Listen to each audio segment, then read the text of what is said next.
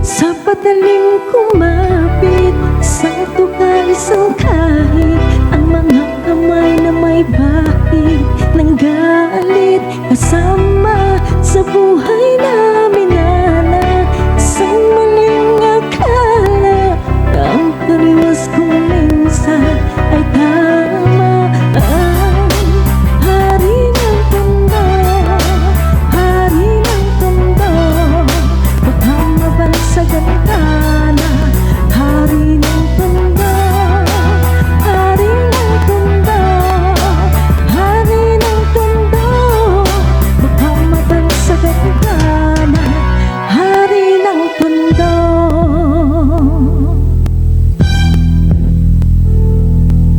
Minsan sa isang lugar sa Maynila, maraming nangyayari, ngunit takot hindi lang sabihin ng lahat ng animoy kagad-kagad. Kahit itago'y di mo pwedeng pigilan ang alamat ng umusbo. Kahit na madami ang ulo ko at halos hindi iba ang laya sa pagkakulong, at sa kamay ay iilan, umaabusong tigilan ang lahat ng pumalag. Walang tanong ay kitilan ng buhay. Buhay na magpapatunay na kahit hindi makulay, kailangan magbigay ng pugay sa kung sino lamang ang bitukang halang. At kung wala kang alam ay yumuko ka na lang, hanggang sa may nagpasya na sumalangat sa agos. Wasakin ng mga kadena na siyang gumagapos sa kwento na mas astig at bagong tahi na lonta. Sabay-sabay nating hawiin ang tabi ng tolda.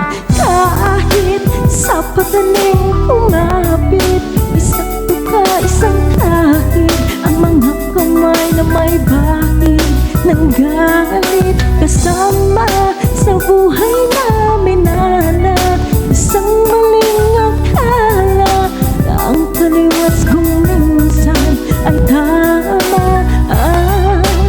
Hari ng tondo, hari ng tondo, baka mabansagan ka na.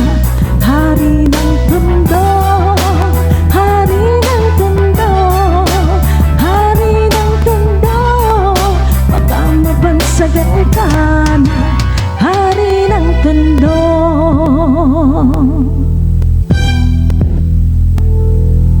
Nilusong ang kanalan sa pangalan niya, tumawag alang-alang sa iba, tsaka na muna magpatawad sa maling nagkagawa na tila nagiging tama. Ang tunay na may kailangan ng siyang pinagtatamasa. Lahat sila'y tapos sa nakakapasong galit, mga bakal na may nagbabagang pinggang sa palit-palit, sa hangin na masangsang na nakakapanghina ang lala, na hindi mo matanggal na para bang simana parang makakulawit. Subalit sa kabila ng lahat ay halong ng yaklamang ng nag-iisang bulak na ang siyang tanging naghahatid sa kanyang katinuan, at hindi ipagpapalit na kahit sino man. Ngunit sa dumating ang araw na gusto niyang talikuran, ay huli na ang lahat at sa kamay ng kaibigin pinasok ng tingga, tumulo ang dugo sa lonta. Ngayon alam niyo na ang kwento ni Asyong Salonga.